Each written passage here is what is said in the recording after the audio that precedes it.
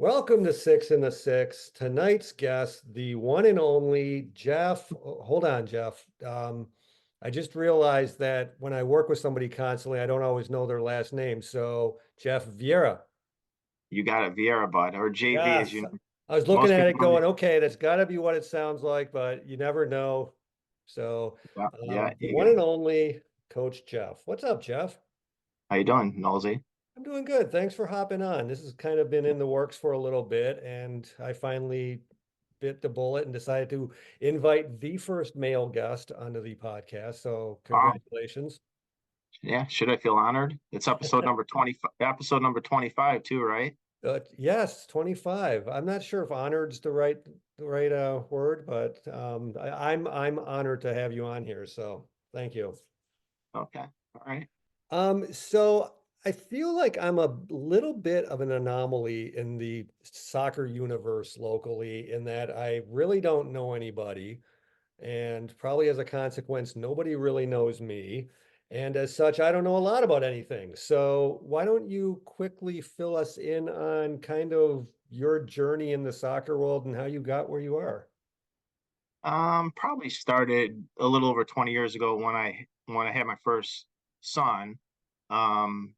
And I started coaching at the a buddy of mine asked me to coach with him at the U16 level, and we coach travel together. And then after 2 years of that, I told him, "Hey, this is gonna be my last year because my son's gonna be old enough to coach, or old enough to coach him after this." And as soon as he was 5, started coaching him, and just kind of it's been a journey since then. Um, Coaching him and his buddies for years, building that group in up into you know one of the premier teams locally. They still compete locally. And then, taking that and just my passion for coaching into the college arena, first at MCC and then the last 6 years at Roberts Wesleyan. Did you have the coaching bug before before your son, or did that kind of develop as you started coaching him? Well, I think people get a laugh at this, my friends, but I, I always competed in sports, but I would never say I was a great athlete. And that's where the laugh's going to come in. I was good. So I think there's a lot of good athletes that like have to think about ways to get better. That was me. Like, well, what can I do to improve? How can I make this game go better for me or for my teammates? And a lot of that was in just analyzing the game and being a fan and that transition into coaching after that. I guess that's the best way to say from a personal perspective. Yeah, I like that. And actually, we'll probably get into that a little later, some of that kind of intentionality in development. In early on, so you said 5 years old. How long were you on the boys' side of the game before you started coaching girls or a mix? Yeah, so I was on the boys' side of the game for my first 10 years and then went on to the female side while still being on the male side for my first, I don't know, 18 years or so. And then pretty much now on the male side, it's I don't coach as much. I do some recruiting, do some individual coaching, mainly with my youngest son. But it's, primarily now I've kind of flipped all the way over to the female side at the collegiate level. Yeah, what in your early years, so I know when I started, I believe it was a U8, and I've always been on the girls' side. So I had a U8 team, and pretty much the core of that team Yeah. stuck together until they were U18. And I kind of my thought and my success level for myself was like how long I could make that environment growth, competitive, and with some level of retention, or at least nobody leaving because of the environment. From your early years and up, what did you really measure yourself as being successful in? So that's a great question, Ozzy. So I was fortunate enough to have a great assistant coach, Greg Za, and a great group around me of families and players that wanted more. And when you have players that want more, you can constantly raise the bar and raise the level. So while we were a town team, basically we developed these guys and acquired new talent over the years, into a team that, won the highest league in New York State, who came in the top four in state cup a couple times, competed at the in at that time it was Champions League. And I guess what I'm most proud of is that of the, say, 18 guys we had, and some of them started as early as U6, half of them knows he went on to play college soccer. That's great. Yeah, so we were able to develop these guys into players that could play at the collegiate level. And, that doesn't happen today. You might have one player you could develop at that travel level to collegiate level, but those players now are looking at MLS Next. They're looking at ECNL, to get that look or that experience. And so I think our group is really proud that we were able to do that for these players. It's created lifelong relationships with these guys. And it's something I enjoy even now too with the females is, trying to help them get to whatever level is the highest they can get to. And in some cases, you have to be able to push, your top third play. You got to be able to coach your top third. You got to be able to coach your bottom third. Everybody can coach your bottom third players, but can you continue to push those top third, And so at that, going back to that youth level and those boys, to be able to do that with a group that, kids, today kids start, they pick a sport, they might last a year. They dabble in another sport. These guys stuck with us for, 10 plus years. And if I'm just wearing my soccer hat and I'm just thinking from the soccer perspective, it totally paid off for these guys. Yeah, I think you made me think of a couple things in talking about that. The one was I always viewed on my younger teams growing up, and I didn't have anyone the level you were working at, but the leagues or the divisions I always put our team in, our goal was to be 500. We didn't want to be deflated all season long, and yet we didn't want to be constantly winning. So it was kind of that growth, try to achieve your goal kind of standpoint. How important do you feel aiming for like kind of that, getting yourself in a league that's about 500 is? I mean, it's funny. You and I have never talked about this, what I mean, but our mindset is exactly the same. So whether you were talking to one of my players from back then or our assistant coaches, they would tell you that we basically we took our lumps at the younger ages. By U12, U13, we were dominating the Rochester leagues. We took that to basically say, okay, let's play up elite, play up a division. So we played against older players, won there. That wasn't enough. So then we went on to Champions League on the East Coast side. And then at that point, that's where we finally hit this. All right, 3-5-1 seasons, 4-4-2 seasons. And we knew at that point then, okay, we can't go up again. And there really wasn't anywhere to go from there with the whole team. But we knew that we had a spot now that we could drag items out of those games to make them better. When you're winning 6-7-0 or 4-0 or whatever it is, it's hard to pull out items to work on. But when you get tested, you can easily work on things to get better. And that was our whole goal, is just development of the players. And that was easy to drag out when you go and play against better competition and you're just not winning, every game. Right. I think one of the things I know we talked about briefly during the season was I think John Madden said it that winning is a good deodorant for a lot of things. And I think to your statement that winning 6-7-0, you can overlook some of the things you need to work on to be more successful when you're getting pressed on. Yeah. And I think the other thing is just I've seen a lot of coaches at the younger ages who are so focused on like results and maybe putting their best 11 out and, hey, we're U6, let's go win the league. And they don't really focus on building that foundation that'll make them more successful, like you said, in that U12, U14 kind of age. So I think I like you said, our mindset's kind of the same in terms of that. Yeah, and I mean it's all about development. I think that that's the most important thing. And if you're developing the player and developing the individual, the results will come every single time.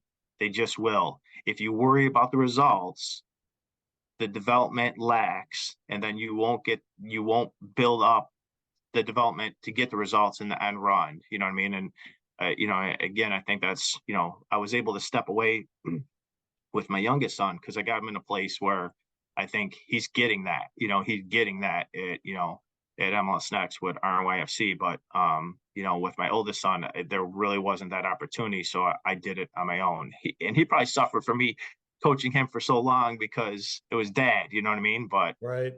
yeah, but I think the other interesting thing is you, you don't get an opportunity to work on that mindset of working through the hardships and working through the struggles and finding that success.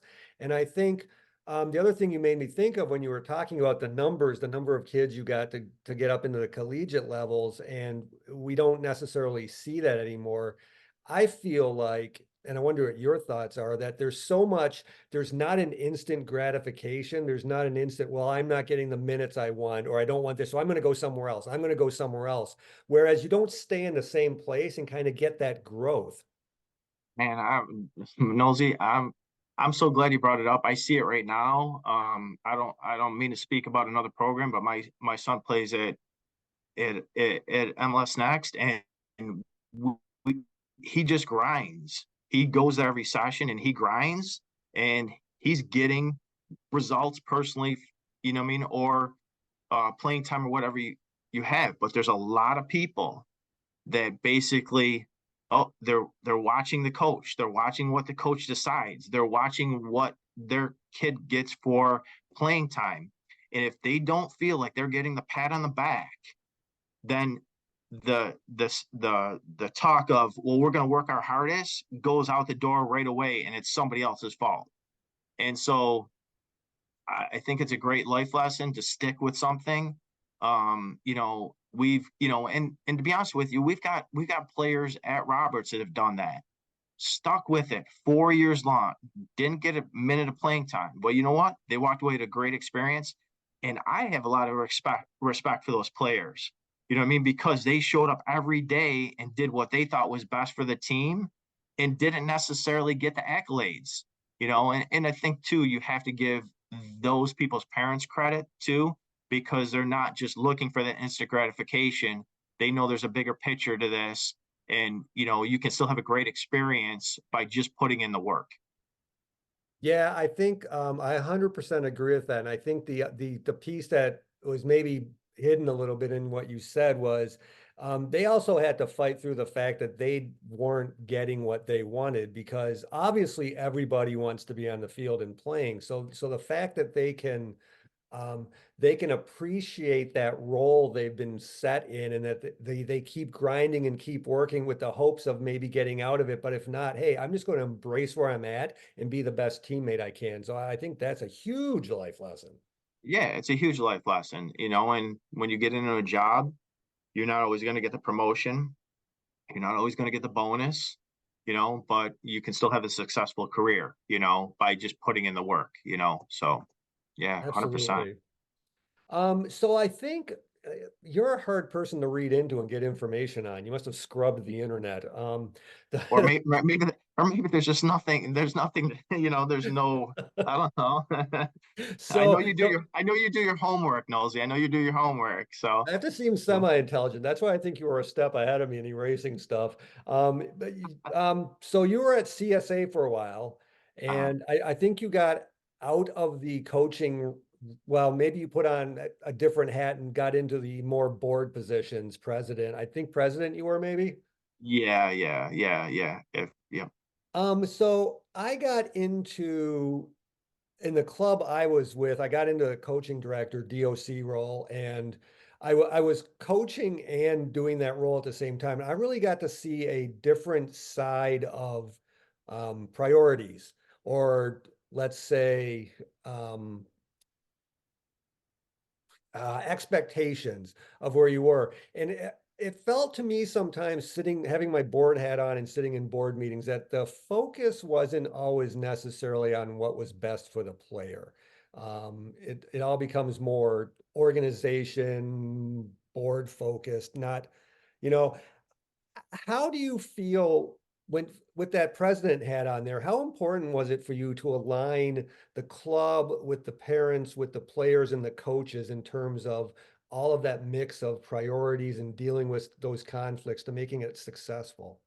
Yeah, I think we're going to lose our younger viewership here on this board talk, but maybe some of them will be board members someday. But um, I would just say that my I'm kind of going to go roundabout in answering this question. My mission, as I felt once I became the president of the club, was to drive development, and so and to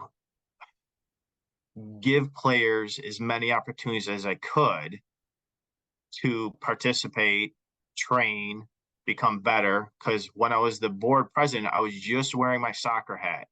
That's it. So, an example of that would be when I first got there, we had all our teams trained 1 day a week. That was it. Sometimes not even that. We took that and we went to 2 days a week. We developed an elite format that still exists today where teams play in three high-end leagues and they train, at least 2 to 3 times a week. So and I could be off on that because I'm a bit removed from it, but that was my goal is to give players as many opportunities as they could. And for the good, I have a my my gut tells me good players want to play with good players. So if our for better players and better teams, I wanted to drive them and push them to play at the highest level. So if I was going back to put on my coach hat, and to your point before, there's no sense in going 10-0 in the season, year after year, you're not developing. So, we also push those teams to play at higher levels and give them the resources to do that. And of course, as any board, and we were a volunteer board, there's a lot of challenges and there's a lot of pressure, and you're not getting paid, but it's a passion of mine. The game's a passion of mine. So that was a natural progression for me to go from coaching to impacting even more people because that club is 1,000 members strong. So I felt like as president, when they needed it, I could impact even more lives from a soccer standpoint. And that's kind of how I embraced that. And I embraced that piece. I was on the board for 11 years, but I was the president for 4 years until I finally stepped down when my youngest son left that club to go play at a higher level. I think what stood out for me in that was one, obviously your love for the players and kind of always keeping that in mind. But you went from 1 to 2 to 3 times a week practices. That's, that sounds like not a lot on the surface, but when that's basically doubled or tripled what those kids were getting in practice, and then add into the fact that you've got 1,000 player membership, that's a lot of field space and logistics to deal with to try to do that increase. Well, yeah, and it has a ripple effect. You know what I mean? It's easy to say, oh, we're just going to train double what we train right now, but now that costs more money. Now you need to find more space. Now you need to charge the parents more money. Now I need to have, hope people embrace what my mission is. That's my mission. That doesn't mean that's everybody else's mission. You know what I mean? So I think we found that. I think that really helped that club. I'm sure there's some people that, had different ideas or whatever, but I think in that time, in that window, um, you know, made that club stronger. And I think, if you look and you were asking about the Rochester landscape, on the west side from, the what people like to call premier club side, CSA is known as one of the stronger clubs. So I'm proud of that still, and it's I think the players that know me when I was there at the time appreciated it. Yeah, I love that. I just love the player centric and that kind of tied into, how you worked with your teams that have been successful all through. Kind of back something you said about when you were a player and you were always looking for how to improve and taking the lessons of the prior game into, what you were going to work on and stuff. How did you add some intentionality, some purposefulness into your practices as you were taking your team up through the U12, 14, 16 ranks? To be honest with you, I don't know, Nosy, that just comes naturally to me. I really can't explain it except to say that I can sit on a sideline with a coach that either I believe in their mission or they have a totally different tactic or whatever, and I can pick out within that tactic what needs to get improved. And I like the creativity part of it to say, okay, this is how we're going to do this. Now, can I do that in 2 minutes? No. But if you give me an hour or whatever, I can create a whole session based on a topic, based on something we need to work on, based on whatever, role that or whatever tactic that team had. So I don't know. It just comes naturally to me. I enjoy it. I think that's probably why it comes natural. And I think that's all part of the process. Is you have to be able as a coach to remove yourself as a fan of the game. I think it's a mistake that a lot of coaches make. The whistle starts and they're immediately fan watching the game as opposed to analyzing either things in the moment or things that will happen in the future or things to change in the future. You know what I mean? And I'm not saying at the highest level. I'm just saying at the mid range and lower level that happens. And I think it happens a lot in high school. I think it happens still some in college. But I think that it's an important trait is to be able to pull yourself out as a fan and kind of analyze the game. And I know that, and I'm not saying that any um, uh, sort of personality on the sideline is better than not, because I have different personalities during a game, but you know me, I typically am withdrawn and back and sitting because it's not that I'm not interested in the game. It's not that I'm not bringing energy to the game. My energy's in my head and I'm watching and I'm trying to figure out what we can do better in that game or what to avoid that's coming up. So I know that's a long-winded answer to your question, but that's kind of where I feel that I'm at with that. Yeah, I certainly wouldn't consider you non-energetic. You're kind of like me in that, well, some cases. I can tell you're energetic, but it's like inside you're like I'm calm, but I know inside you're like brr, you're like let's go. Sometimes I'm like that. Sometimes I'm just the other way. Yeah. So it's funny you mentioned that kind of sit back, or in your case, maybe stand on the bench in the back, observe, analyze. That's very much how you are in our environment at Roberts. When you were in charge of your own team, did you have that same sideline demeanor, or were you a lot more involved with what was going on in the field verbally when Well, you were ahead? yeah, I think that's a great question. You have to know your role, right? So at Roberts, I'm the lead assistant or the assistant, however you want to word it or whatever. So my role is not to, you know, be the person directing everything. But you've seen me run enough sessions to know that, okay, when JV gets a session to run, oh, he's a little bit different. Like he's got kind of a mission of this. His patience is a little thinner. You know what I mean? He wants to get things rolling. He holds players accountable. We want to get to a certain progression in the system.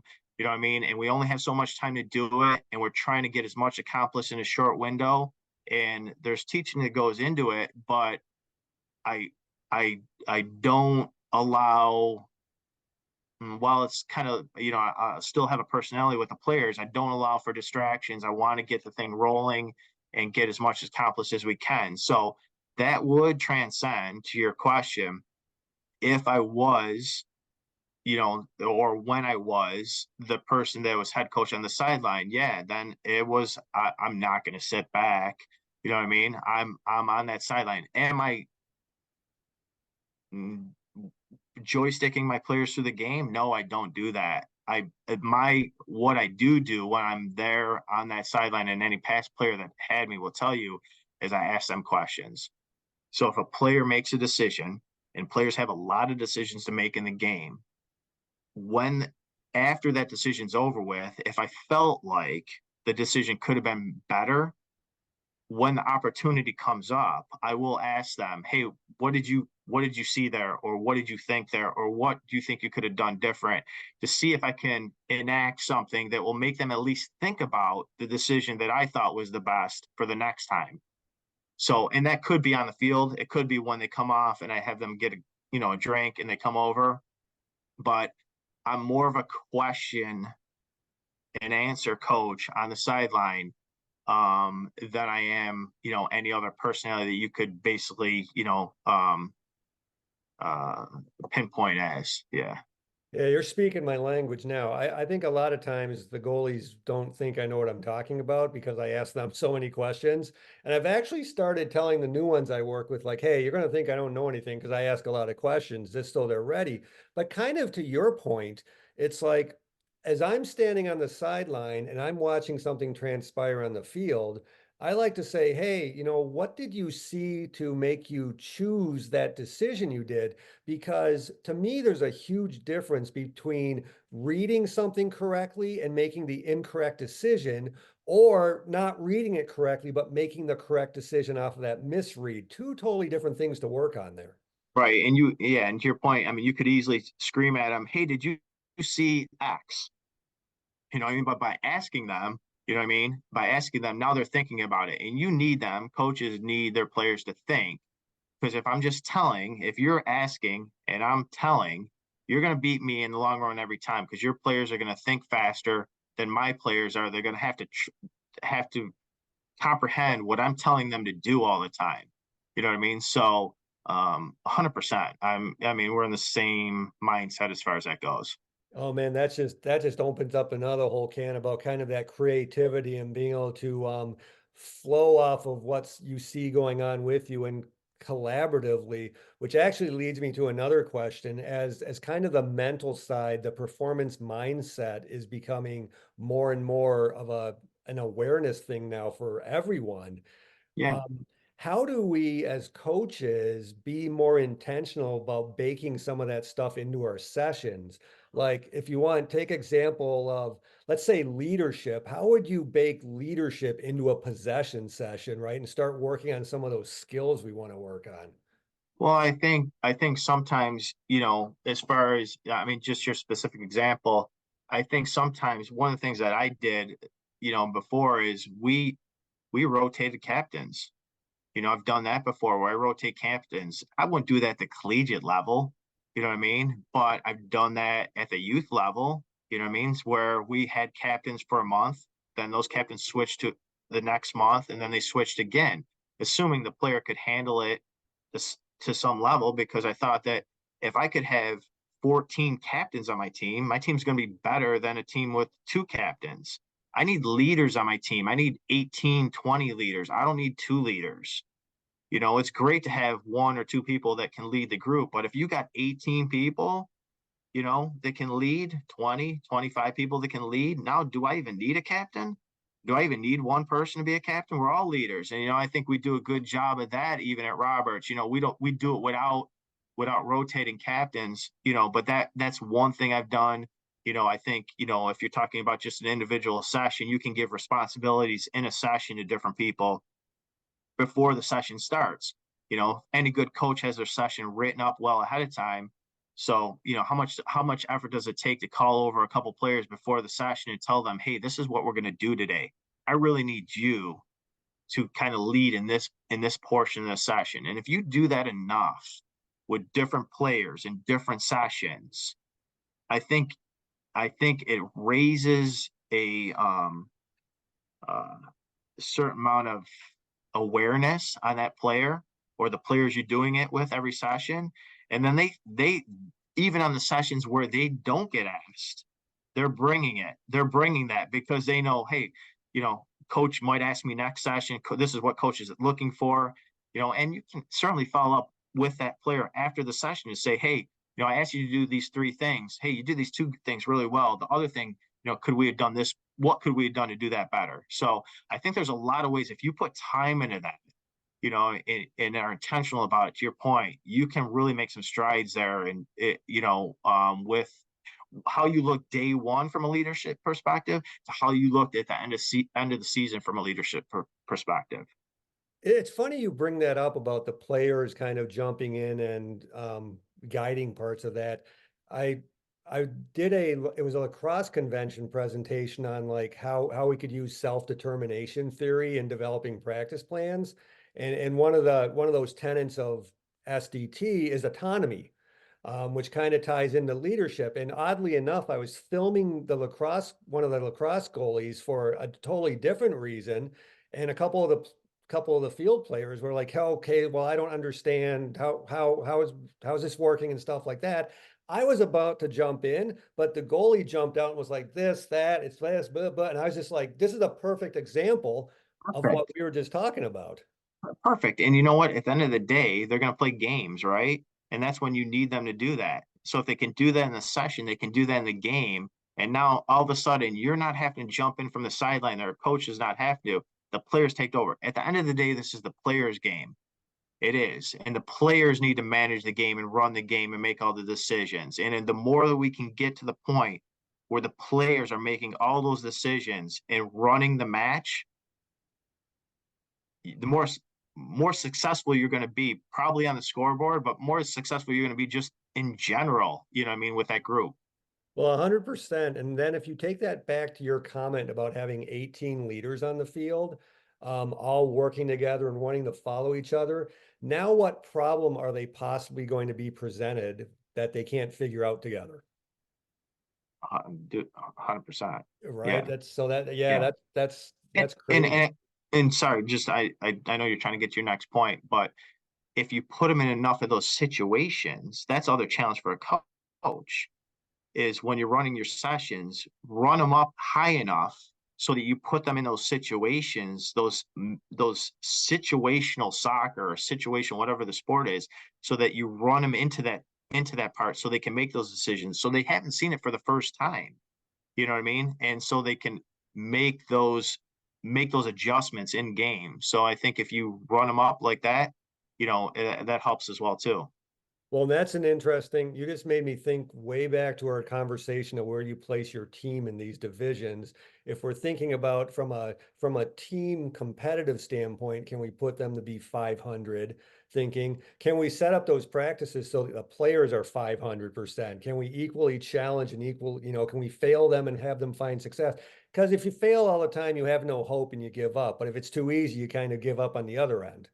And I think you're gonna see a little bit into my philosophy here because if you don't do that, because I know there are some coaches that want to see the session run perfect and they want to see they're worried about the player's mental state. I look at it differently. I'm not worried about the mental state because I think that I've hopefully generated a system of trust with that player that, hey, in session, I'm going to come after you. I'm going to come after you a couple times. Are you going to be able to handle it? Just so you know, there's nothing personal about this. I'm trying to get you here. And so if I challenge you in a session, please don't take it personal. Don't ever take it personal, and so that you can get them to those points. So I think there's different mindsets. All of them, have success or work at certain levels. That's just my philosophy is, create a system of trust with the players and then push them, as much as you can, because I think good players, Nosy, want to be pushed. They do. They want to be pushed, and good players want to play with good players. Good players want to play for a good coach.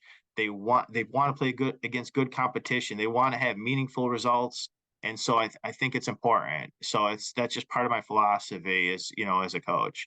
Yeah, I agree with that. And I think we shouldn't tiptoe around or be afraid of breaking their mindset. And let me be clear to differentiate between Yeah, of mental well-being and performance course. mindset.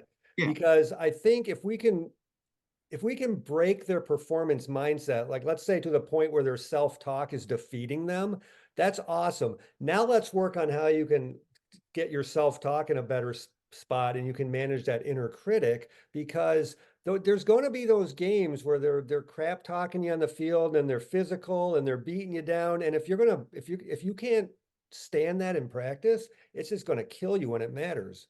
right. 100%. I mean, there's all that going on.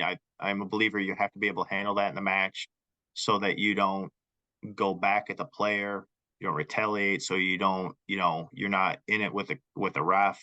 And just to be clear too, I mean, if I have a player that comes up to me and just, I could tell that they're being impacted mindset wise, then hey, we're going to have a discussion. You know what I mean? we're not there to your point, to, you know, to crush their mindset. It's a performance mindset that we're looking to improve on. Yeah.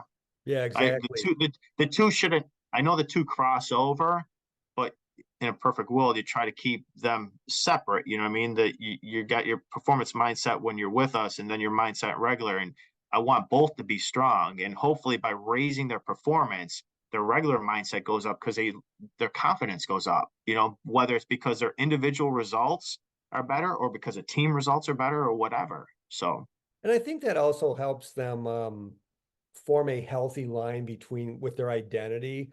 When they get to that point where they realize that, you know, you can be Jeff the soccer player and Jeff the guitar player, and they're not, you know, they're not entwined together necessarily.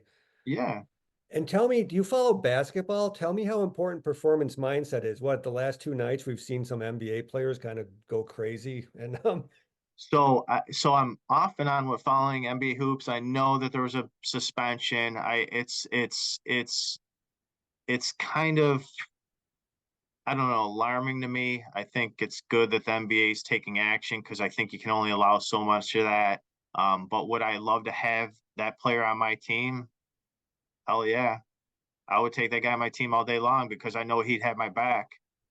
But you know, I guess there's gotta be a line drawn at some point, and you know, I see the NBA stepping in, but yeah, I'm fairly aware of it, what's going on. I think in some regards it's this kind of a weird way to look at it, but it's kind of role model behavior in one, well, not behavior, but when the younger the kids who aren't at that pro level can look up and see the pros struggling with that, maybe it provides some kind of hope that, oh, geez, that's not just not me. Yeah, and you know what? I hope that's the way the younger players look at it. I worry that sometimes younger players look at that as an example, and I think that's why like leagues like that step in to say, "Hey, you're setting a bad example," you know, for our brand. But yeah, you hope that, you know, a player looks at it and says, you know, "Hey, that's not," you know, them and their buddies are like, or their friends are just like that. That's not cool. But you just don't know. You know what I mean? Others think, well, if that player can do it, I can do it. You know, if they can do it in the NBA, I can do it at this level, you know. So yeah, I guess it goes both ways. Yeah, you do see that. So I guess there's a dark and a light side to everything, right? Yeah. So let's talk about goalies a little bit. Sure. Seeing that this is started off as a goalie podcast. You seem to be a maybe not quite a closet lover of goalies, but every once in a while you like to come down and spend some time in goalie world with us. Talk to me a little bit about why you like to come down and spend time with us crazy people. So do you want me to talk about Nick or Just in the specifically? environment in general, like I'm why just do you just need an escape from the fieldies, or do you actually like goalies? well, I think it's important as a coach to have just a full understanding of the whole game from back to front. I think that in the modern game, what a coach will tell you is that the goalie is probably as important as a striker, the way the game is played nowadays.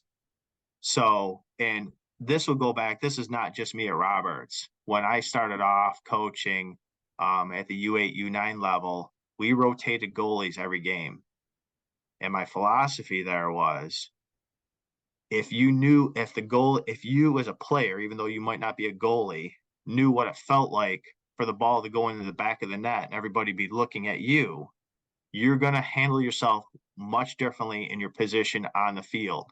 So we actually, there's something we did for the first year or two that we rotated goalies every game. Now, did I get questions about that? Yeah, because so Johnny was a striker, Johnny was a midfielder, or whatever. But you know, that's kind of how I explained it, and I think that even that little thing helped those players become more well-rounded because they were able, if the coach was talking about team defense or pressing or whatever it is at the college level, they can go back to say, yeah, I know what it felt like for that to happen to me, because I know a lot of keepers take it personally.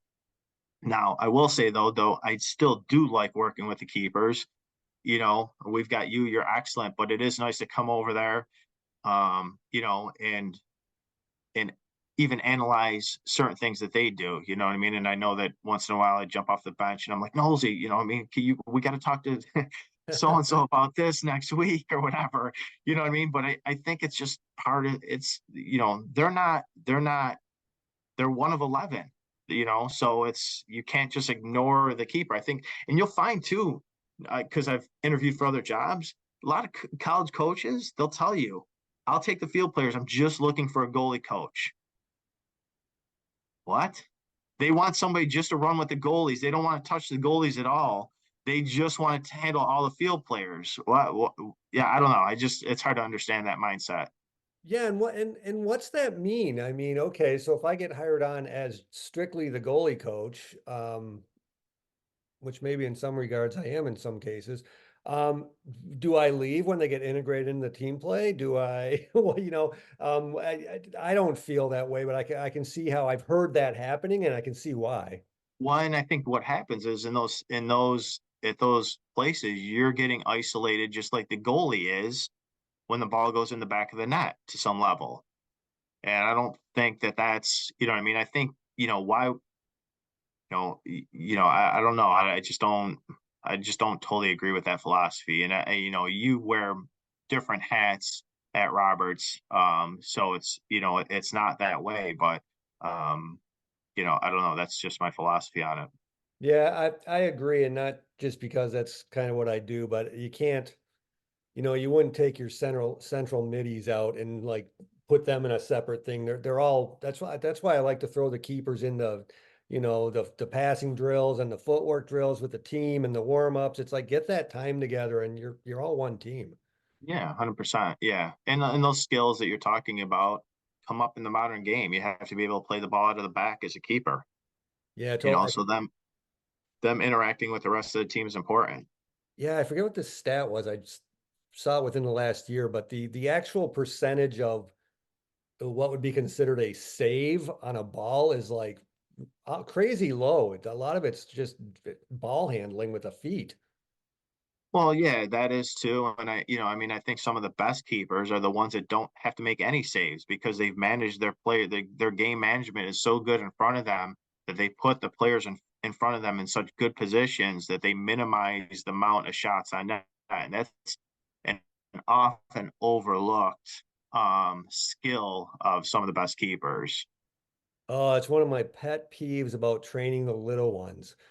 Is they come in and we're working on these fundamentals and the communication and the angling and the game management piece, and they're like, when are we going to do top 90 saves? Well, we're Yeah, going to do probably 1 out of 20 days of that because that's how many shots you'll see up there. yeah, exactly. Yeah, yeah. Tell them to bring video of the last game they were watching where there was a top 90 goal. You know what I mean? I mean, But they all they're sign up because fantastic, they but want to they fly don't though. happen all. Yep, Yeah, right. no, I know. It's funny. That's crazy. So tell me, how has your coaching philosophy changed throughout the years from when you took that your son at 5 years old? How have you changed as a coach from that time till this past season at Roberts? I think I don't know that my general philosophy has changed, but the things as much as I like analyzing the game that I'm coaching, I also enjoy watching sessions. So not even of ours. So like my youngest son, his teammates, that whole club, they'll tell you this guy's here again watching. Like, you know what I mean?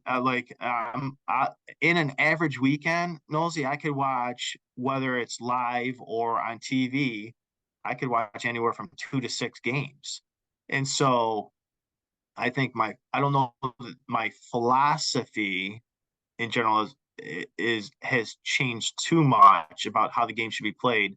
But as far as how I apply it and how we can get better and the things we can do to score more, give up less goals, and keep the ball more, which I'm a big believer in, um, has modified and changed, and the things we do to get to that level has changed because I'm always looking to pick stuff up there. I just love that part of it. You know what I mean? That part of just grabbing that making my tool bag better all the time, I guess. Yeah. Yeah, that ties right back to early on when you talked about a player and wanting to get better constantly and that intentionality. I see you as being a what's the word? Voracious learner, constantly absorbing new information and trying to figure out how to apply it. Whether it's with your son's game up to Roberts or Roberts down to your son game or Premier League or whatever. I just see Yeah. you. Well, I think we're kind of similar in that is that we're constantly absorbing and trying to spit out what works best for our environments. Yeah, yeah. And and I think it's different, how you apply that on, the male side and the female side. And so that's another interest of mine is that um, you know, the differences there and how you apply that to both sides. So I think you always have to be I'm only getting older. You know what I mean? The players are only getting younger, so you have to be you have to be able to um find ways to apply those things in creative ways that work for the players. Not that it worked for me anymore. I think um I think they're getting older too. I just think you're getting older quicker. Yeah, that's part of it too. So I don't know how you feel about this, but I'm a strong believer that there is a definite difference between coaching males and females. And I've heard so many people like, it's the same game. You coach them the same. I totally don't agree with that because the way you deal with the relationships are different, in my opinion. What do you think the one thing you'd like to infuse into the women's game from that the men have more of, and vice versa? What would you infuse out of the women's game into the men's side? So if I'm infusing in a session, let's just talk in a session, all right, a training session, the boys or the men, if we create a game in a session, they'll cheat the heck out of that to win. The females will follow the rule, and I'll have to push them to cheat. I don't mean cheat the game. I mean cheat the tactics that I cheat the parameters I've given them to win. And so I think if I was trying to get the females to do something different, is I would encourage them to watch the game more, the real game more, and find ways that just because Coach Jeff said you have to get in 10 passes before you do X. That doesn't mean the pass has to be your normal 10 to 15-yard pass. I can go stand next to you from 2 feet away and get that pass in real quick because our objective still here is to win this game that he's put in front of me. So that would be the thing that I would like to. I mean, guys are good at cheating the game without cheating. Females are good at, in when I'm coaching them, much better at following the rules. So I guess if I had to flip it over to the other side, I guess, um, I guess I would want the guys to, I don't want to say play by the rules. Understand what we have to do first, and then get to where we're, what has to be done first before you get to the end result. And so sometimes I think, they want to get to the end result first and, put the ball in the back of the net, but we might be trying to accomplish something before that happens. So, um, and I guess along with that, I guess I don't know if you're going to ask me, but I think one of the things I love about coaching both sides is the camaraderie. Both are different. The way you, the camaraderie with guys is different than the camaraderie with females, but both I enjoy so much. But it's just a different banter or whatever, a different fun, a different way of relating to them. But both work, for a coach that wants those relationships like I do, in a different way. And you Yeah, have to be good at both. You have to be good, you know what I mean, to go back and forth. Because there are some coaches that are only good at coaching females and vice versa. There's some coaches that are only good at coaching guys because of the way they speak to the players. And I do like, coaching both sides. yeah, I don't think I'd be a good male coach. I think I've done the female side for so long. I like speak more that way. I think you're underselling yourself, to be honest with you, Nosy. I think no, I no, to be honest with you, I know you said this before to me. I'd like to see you try it because I think you are underselling yourself because you understand mindset and what makes players tick. So I wouldn't, as you go out to California or whatever, I think you should dabble in that a little bit. We'll see. No promises there. But they do say that we all have a male side and a female side that we need to, it's kind of like that yin and yang thing. Yeah, What I liked about you describing the sessions, though, you made me think of, because I agree with you on you called it cheating, but we're not cheating. I think when the coach sets up a session, the female side of the world's likely to ask, "Did coach say we could do this?" Right? The boys are going to be like, "Well, coach didn't say we couldn't do this." the, the boys will make the coach tell them they can't do it. Where the female will be like, I'm not going to upset the coach. You know, what I mean, the coach told me this is the way it's got to go. I got to do it exactly this way. But at the end of the day, when we get into the big game is about making decisions to get you to that goal of putting the ball in the net. So you have to be able to, not always listen, you have to stay within your team structure and your team tactics. Don't get me wrong. I'm not trying to get that, but you have to find ways that are creative to get to your end goal too. Yeah, definitely. I think that's why when we're describing drills, activities to the girls' side, you get 30 questions and finally have to cut them off and say, "No, there was only two rules. We don't need 50." Oh, don't worry, you get that on the guy side too, but it's more like just like poking at the coach. So There you go. yeah, I want to respect your time tonight. So I've got two more questions here for sure, you. you're good. You talked about I think you said 8 players up into the collegiate ranks from that early team. Nowadays, when you're working with, I'll call it the youth level, meaning not collegiate yet. Yeah. What do you talk to them about in terms of how to prepare and what to expect for the collegiate game when they get there? Yeah, I think that's a good question. And I think one thing is there's definitely programs around that MLS Next programs and ECNL programs that you can help prepare a player by being in that environment. But if you're just talking with a player, one on one, I think you have to be able to ask them, first of all, do you want to put in 6 days a week, every week? Can you do that? Do you want to do that? It's not even can you do that. You need to want to do that. You know what I mean? You need to want to do that. You need to embrace that. You need to go after that. You're going to get one day off a week, and that can't be like, man, I got my one day off, and I'm dreading going back. It's got to be something that's a passion for you. So I think that's the number one thing is that you got to want to work, and in order to get that playing time too, and get things that you want within the game, you got to want to put in that work. So I think that's the number one thing. And then you also have to be able to balance, take on extra things because you're gonna have school, you might have a side job, you might have some other things. So I think there's definitely a certain personality. I think some parents and players think that their player or their child or whatever has it, but sometimes parents don't want to admit it's just not there. The player might have the skill in a 15-minute window or an hour window, but do they have it every day for 2 hours a day for 6 days a week? And that's just to be average. The best players are doing stuff when nobody's looking, Nosy. Right. So you have to, you know what I mean? You have to be able to do the extra. And we talk about extra a lot at Roberts.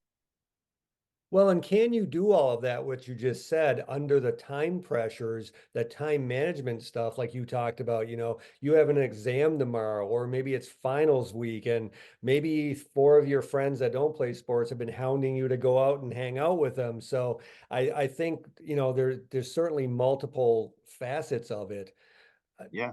I think one of the things I see too is, and anytime you level up, you can be at the top and now you're in a group of tops.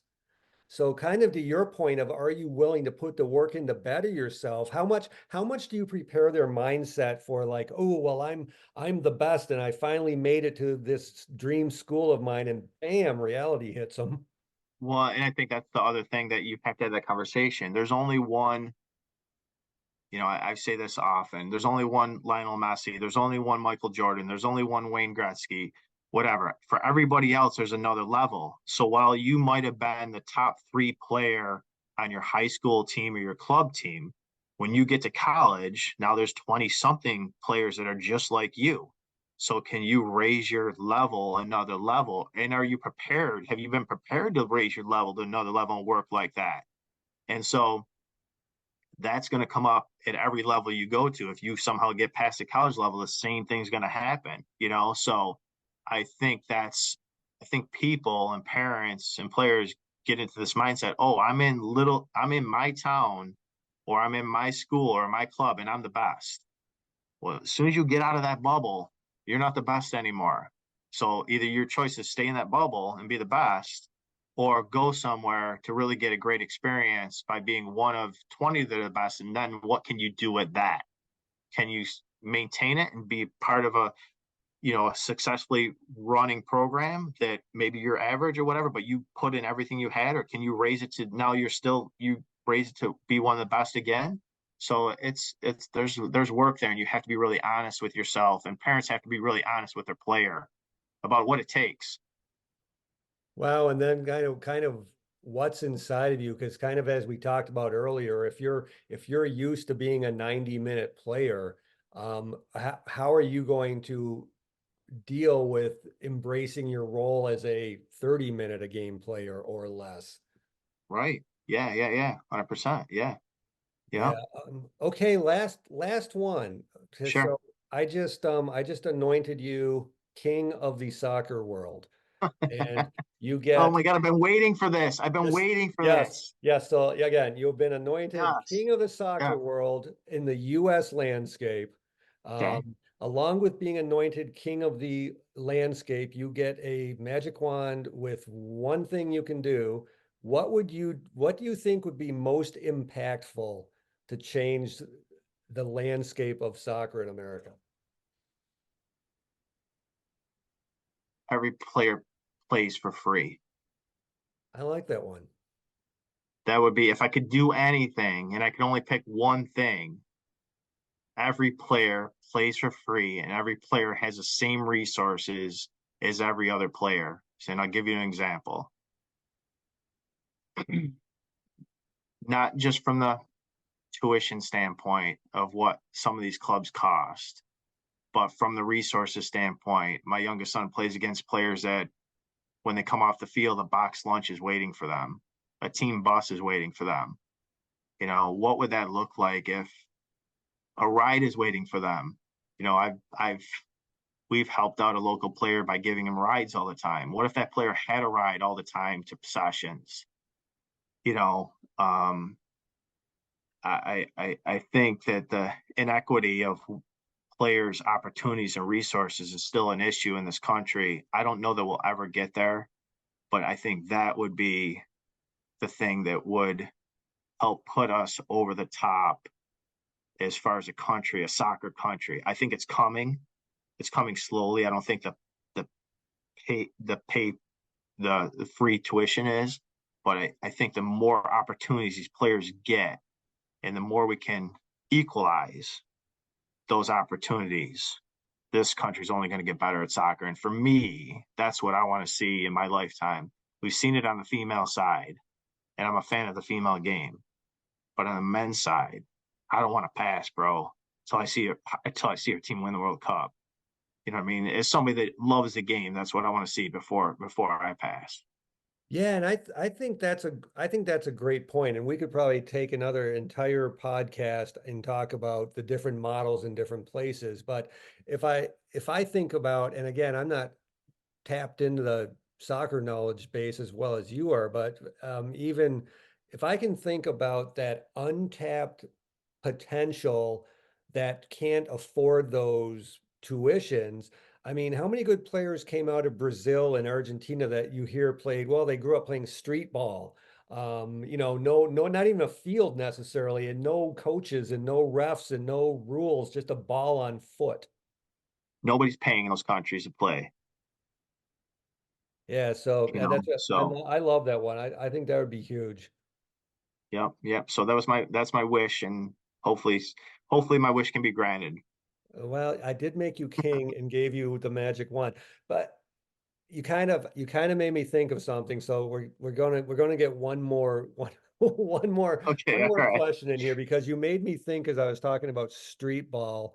And we talked a lot about coaching and how coaches are impactful and stuff. What's your take on that maybe we overcoach our kids these days, and maybe we should send them to the backyard and play on their own for some sessions, if you will. I'm a believer in free play. I'm a believer in pickup play. I think anybody that knows me knows I love to play pickup soccer. That's how I tore my ACL. But I think that it's important. I think the structure is important when you get to the competitive levels. But in order to really um, bring out that creativity that sometimes we lack in this country as far as from a soccer perspective, we need to be able to play more just games. And sometimes that just has, it's not necessarily the coach's responsibility either. Players that love the game need to find those games and make it happen. I mean, those games are out there. They're out there in, you've been on the West Coast. I know if you go down that coast, there's games. There's games happening on that coast. There's games happening locally here. You just have to be able to find them. But I do think it is important to be with the ball, play with the ball, do stuff when a coach isn't you, so you can try stuff and be creative. I love it. And so you can have your big brother's friends push you down and you dust yourself back up and say, not again.